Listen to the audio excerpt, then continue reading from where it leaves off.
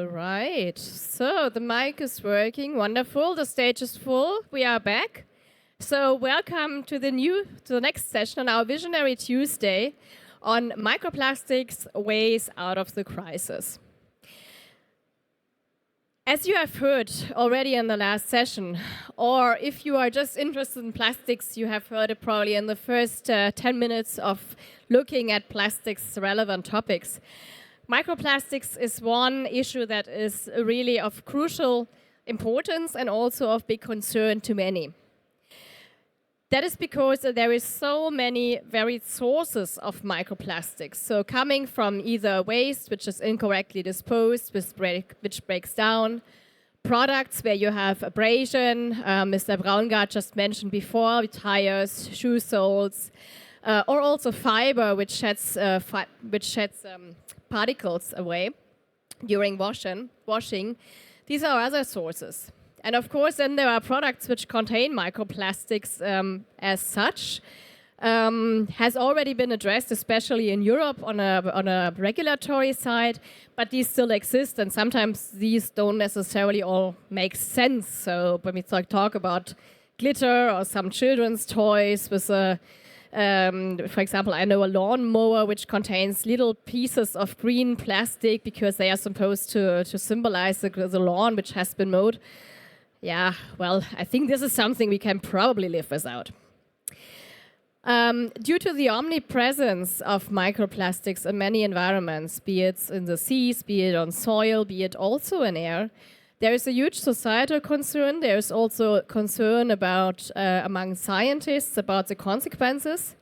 And of course, we all know that as much as we would want to, we haven't been yet able to turn off the tap on plastics which still enter our environment. So this is something which, of course, will continue to be a topic as long as the income of plastics into the environment is not effectively stopped.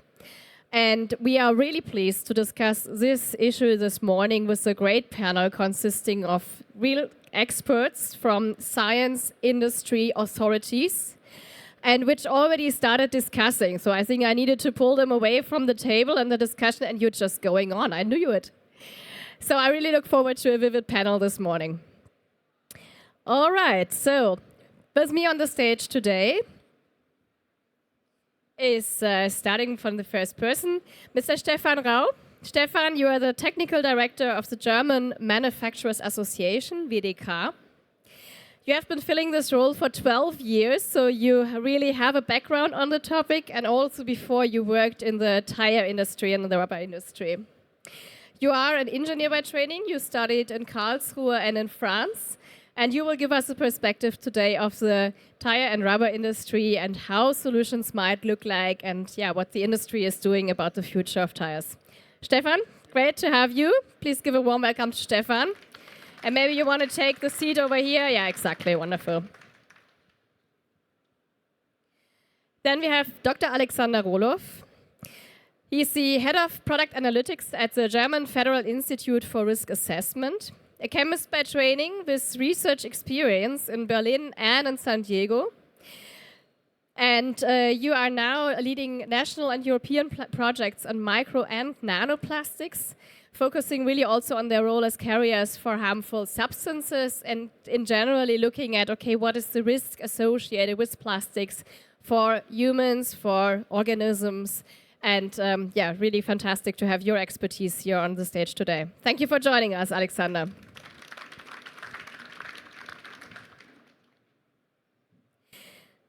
Bianca Wilhelmus. Bianca, you are global product steward at INEOS Styrolution.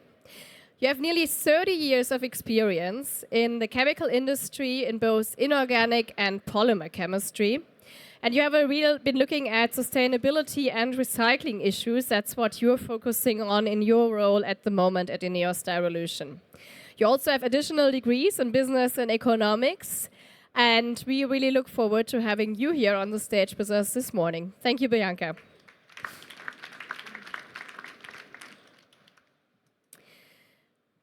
Dr. Miriam Weber, marine biologist, co-director at Hydra Marine Sciences GmbH in Germany.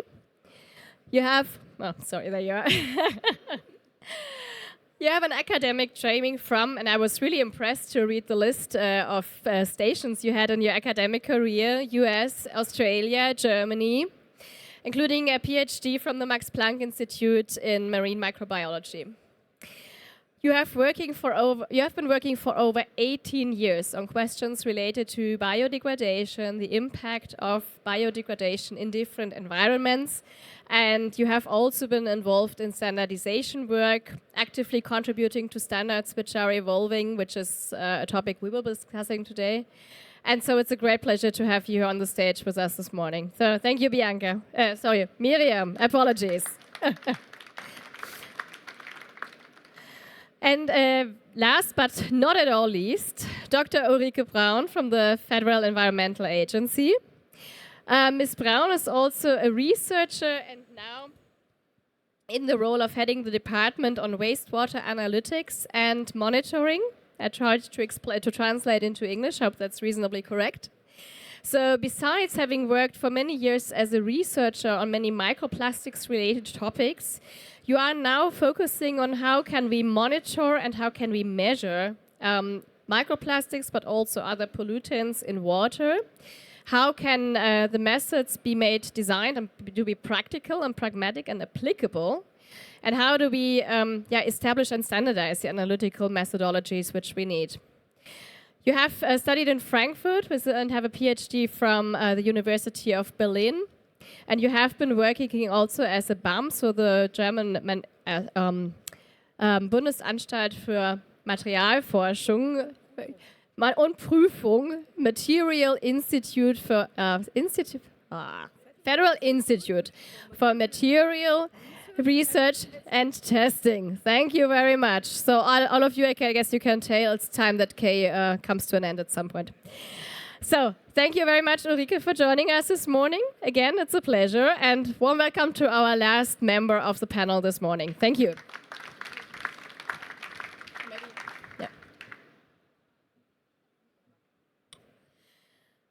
All right. So we already touched a little bit about why we talk about microplastics, why it is so important to many people, and those who have listened to the previous session have also been witnesses to some of the concerns which are related to microplastics.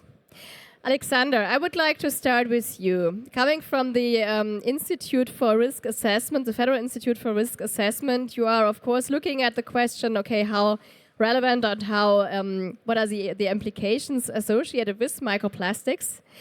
We know that some people are extremely concerned, so Orlando Bloom just posted pictures from himself in a hospital doing a blood purification process to remove microplastics and other materials from his blood. Is that something we should take as an example? Yeah, thank you for the question. I would advise against that because there's actually no proof that that would have any beneficial effects on a person. So first of all, I think Orlando Bloom hasn't checked whether his blood actually contains micro and nanoplastic particles, which you should always do if you go for a medical treatment. And then there are other issues with that treatment, so there's no proof that it removes something, and there's also the danger that you would actually introduce plastic particles by this procedure, since you expose your blood to plastic materials out of this dialysis units that he has been used. So I would advise against that. So, but what we can say concerning the risk of microplastic particles for humans, it is the data that we have is not complete. So there's uncertainty associated with it. But on the current level of exposure that we think that we currently are exposed to via food, for example, we can say that the likelihood that we would have any adverse effects on human health is pretty low. Also, when it comes to dermal contact, for example, from cosmetic products that might contain plastic particles, I know in Europe companies have stopped using these particles as abrasives, for example, but still they may be contained in some other leave-on and wash-off products. Dermal uptake of these particles, which are rather big in size, in this particular case is rather low. Then there's the third route, which is inhalation exposure. So microplastics and also nanoplastics, of course, can be inhaled through the air. Here the data is even less certain or more scarce than for the other intake routes. But again, given the data that we have so far, there's no likelihood that we are currently at danger given the current exposure levels. Of course, this might change if exposure increases, but what we can say so far is that toxic effects from these particles have only been observed at very high doses in vitro studies, but also in vivo studies. But these very high doses are unlikely to be encountered these days. Yeah, thank you very much. So I take it at the moment limited or unlikely, that's how you phrase it, unlikely risk at current exposure levels.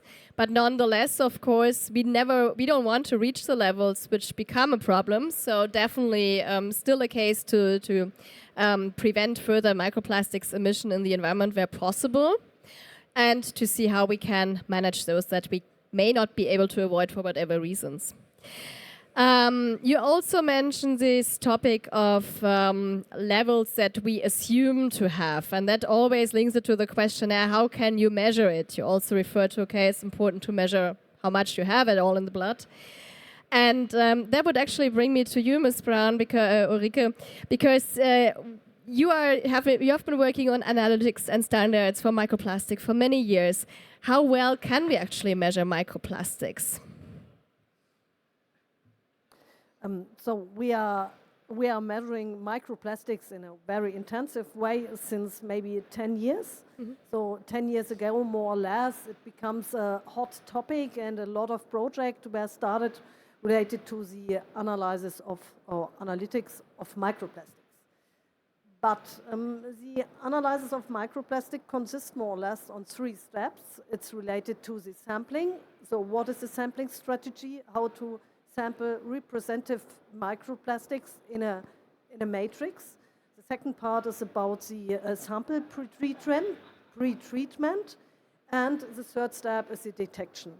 So we have 3 challenges in the field of analysis of microplastics, and each of the steps needs a special adjustment related to the sample we want to investigate and what is the outcome. So for some situation, we need an exact number of particles. For example, the topic of human health. In human health, everybody wants to know how many particles are in a sample. This is a very important information.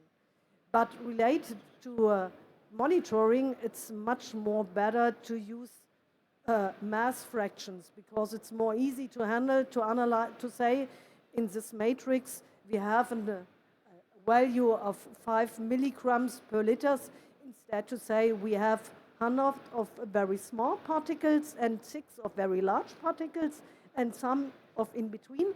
So therefore, we need a clear definition what we want to know, particle numbers or mass fraction. This is the first test. We need a representative sample strategy, and we need the sample pretreatment.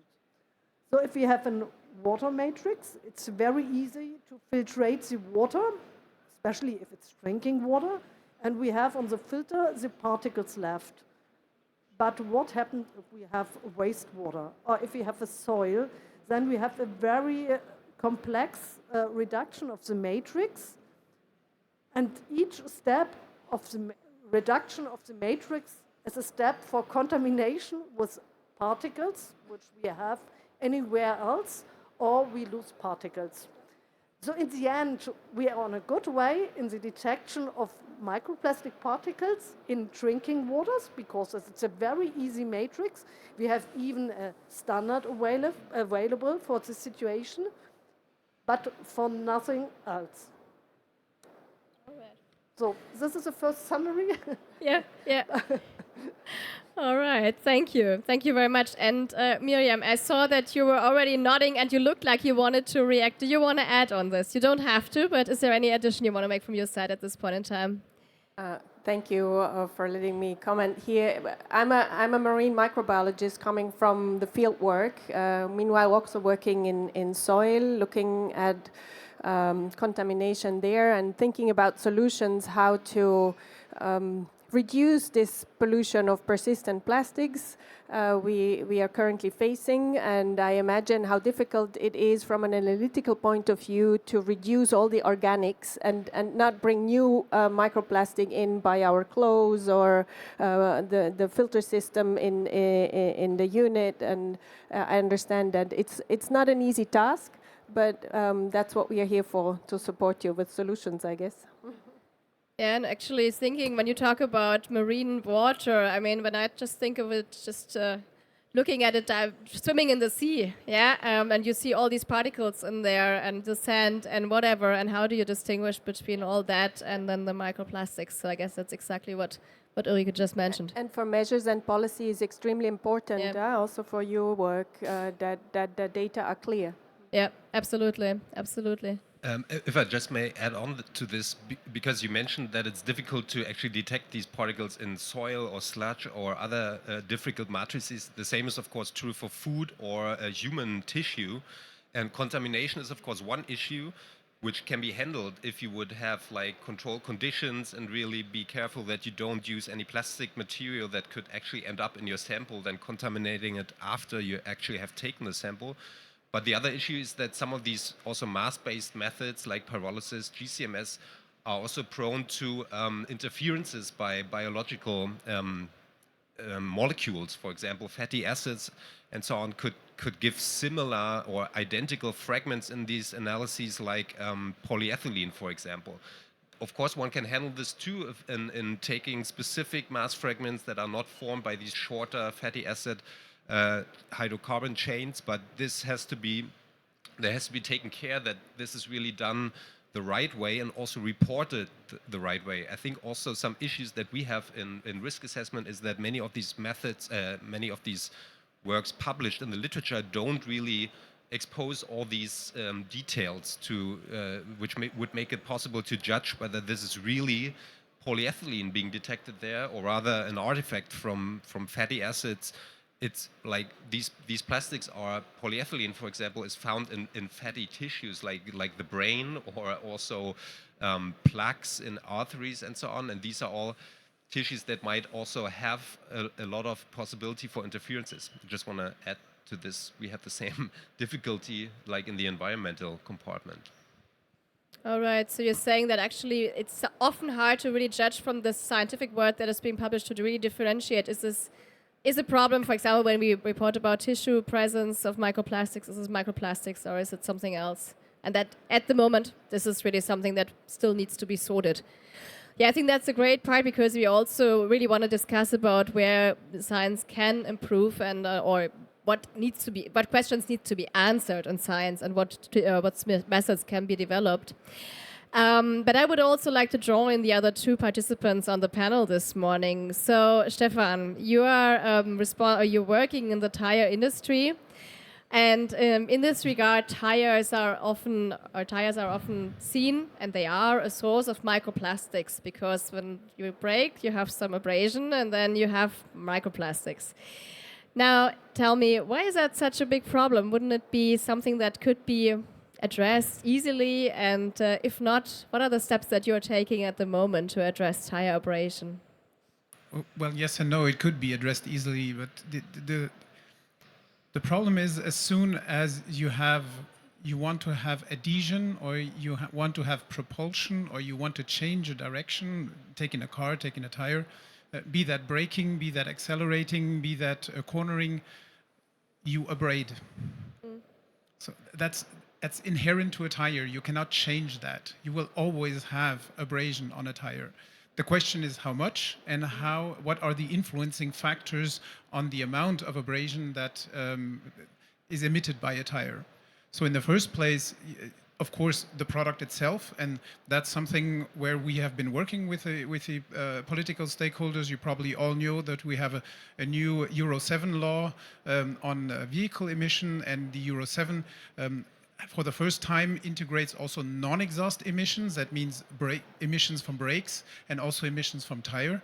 And the tire industry has been working on this subject for many, many years and is working on a test method to determine the amount of abrasion or of tire abrasion or the mass loss of a tire over a certain distance compared to the weight of the car. So there will be a coefficient, there will be an abrasion coefficient in Euro 7 that is to be set. It was supposed to be set now in September, but the discussions are still going on. So hopefully, beginning of next year, there will be this limit coefficient.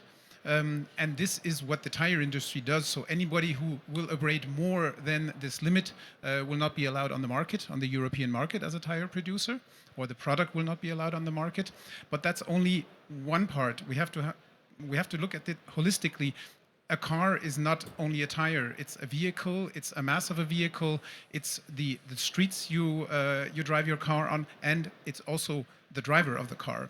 So if you look at the different factors that go into that abrasion, if you say the tire would be factor 2 in this whole abrasion, but the driver is factor 6, that means you as a driver have it in hand to either have more abrasion or less abrasion, depending on your driving style.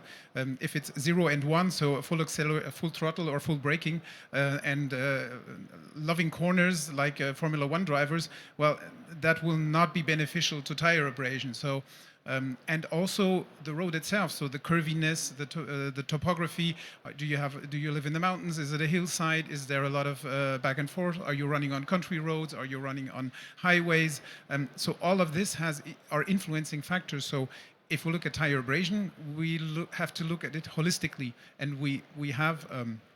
In the Bundesland Hessen, we have a dialogue with the Hessian Ministry of Environment, in which we try to look at those different parts, and one of them is also the compartmental side. Meaning, how can we change the way you drive and perhaps act on the behavior of drivers? Because if you drive tire friendly, you also drive CO2 friendly. So that goes together.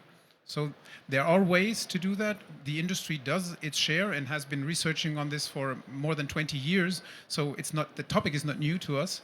But the regulation, of course, sets limits, tries to limit what it can. But we also have to look at the other players, so to say, in that abrasion discussion of tire abrasion. But we cannot avoid it. It will always be there. And if it's not tires, it might be your shoes, or it might be wherever you have rubber on a street of a bicycle, of a bus, of a car, and of also your feet. Yeah, thank you. I could imagine that there's quite a few questions on that. I will ask one, and that refers to, you mentioned that you as industry have a certain share of the equation in your hands, and that is the material itself. You also mentioned that there is now this emission setting in the EU 7 standard. What is it that you can change, or what you can do differently about the tire? Is it the compound, the vulcanization? What is it that makes a difference? Well, I think that's more or less the chemistry and the magic of the tire makers, but it will depend, of course, on your compound. It will depend on how do you structure your tire, what tire it is. Is it a passenger car tire? Is it a commercial vehicle tire? Is it an off-road tire? Is it agricultural tires or the earth-moving machines? So you have so many different tire types in which you have different compounds, and then it's, as I said, it's a question of probably how you structure your tire, what the rolling band looks like, the components you use, the chemicals you use. I think it's there again, the holistic approach. And of course, if we look at is it a summer tire, is it a winter tire? Depending, riding winter tires in summertime will probably give more abrasion. So there again, we're more on the consumer side to use the right tire in the right situation, in the right. But yes, the industry has possibilities to interfere, which we see because different tire makers have different abrasion rates on their tires, but not. The tire is always a compromise. If you say you want less abrasion, well, you might have less rolling resistance, but you will probably have longer braking distances. So, are you willing to accept to go down on safety? So it's. Yeah, we say it depends. It's one of our favorite answers. It depends. So the question is, what do you want, and from what you want, and what do you get in the end? I thought it's only us saying, it depends on the environmental conditions and so on. So we are in the same boat. Well, it does depend on the environmental conditions, amongst others. All right. So new comment, most like two sentences, or two words. It depends. A lot of room also for discussion in the next round, but I would also like to give you, Bianca, a chance to take the microphone now. And you are not only involved in product stewardship at INEOS, but you have also done quite a bit of research specifically on microplastics, not only as part of the Plastics Europe Science Task Force, but also as an author of a book chapter on plastic sustainability. I think we can get it shown up here with the QR code if somebody is interested in researching and reading some more on this. Bianca, now of course industry can also be a direct source of emissions. When we handle plastics, when we handle pellets, when we handle other plastic materials, powders, whatever. What is it that the plastics industry has done and should do in order to really bring that down as much as possible? Yeah, that's absolutely right. Of course, pellet loss is one entryway of microplastics or plastics in general into the environment. And not only covering our production sites, but of course the whole value chain, transport, etc. And the industry has worked on this, and there's this voluntary initiative, Operation Clean Sweep, which a lot of companies have signed to and have now established procedures in their manufacturing and talk to their suppliers and transport companies, etc., to avoid pellet losses at all means, or by all means. That's one very important factor, because pellet loss is really unnecessary. That doesn't need to be. I mean, we have other things like tire abrasion, which is unavoidable to some extent, I guess, or like fibers from clothing or something else. But pellet loss is really something we can work on to have zero in the end. And there's one second thing that is very important for the industry, that is recycling. So you can easily subsume it as the slogan, give the waste a value, I would say. So if we would give the waste a value, so people bring it back, we can recycle it, and then it doesn't end up in the environment, it comes back to the circle, we can make recyclates out of it, and it stays in the loop. So that's very important, because there are a lot of countries where waste management is really not established and a big problem, and if we would start to give the waste a value, that could be changed. Which would then really address the secondary microplastic, which is the fragmentation of plastic waste in the environment, which we don't want for a number of reasons. Exactly. Keep the microphone for a second, because you mentioned the program on pellet loss prevention, and in the end it's really unnecessary and should be avoided. Can you give a few, as concrete as possible, examples? What should someone handling pellets, what exactly? They say, okay, I don't want pellets, I don't want to contribute to the problem. What exactly should I do? How can I approach this? Yeah, I mean, it starts, of course, at the production site. Yeah, any spills need to be avoided. And if spills happen, it has to be cleaned up. So we, as INEOS, we have established procedures that the operator must follow. Whereas clear instructions are given, take the broom, clean it up, and make sure it doesn't end up in the drains or something, yeah? And also we instruct our transport companies, which we work with. So, for example, on the road it can also happen, yeah? Bags can be torn, and so on and so on. And then the transport company, of course, has to clean it up. So really also a big factor in the human side of things and the awareness side of things. Yes, absolutely. In addition to technical measures, which you may need to take in order to avoid in the first place. Great, thank you so much. So I would love to ask you so many more questions, and I will do so in a second. But I could also imagine that there are some people in the audience who are interested in either commenting or asking a question. So is there anyone here in the room who wants to chime in and give their perspective and share or ask a question?